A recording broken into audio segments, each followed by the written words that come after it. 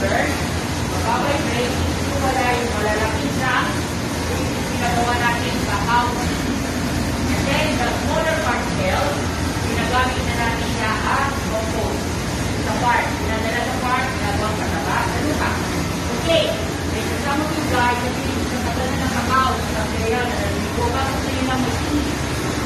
It's very risky if you're gonna do it in an uncontrolled environment. Bakit?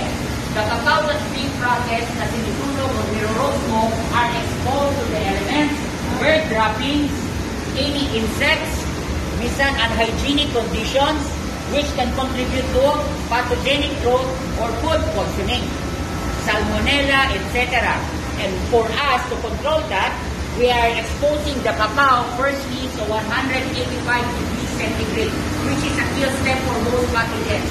90% of pathogens take is 180 or 100, so that's a kill step.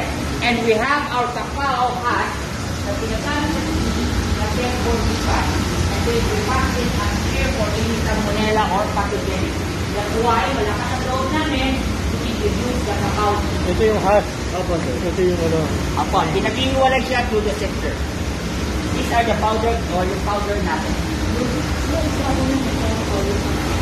Ano po?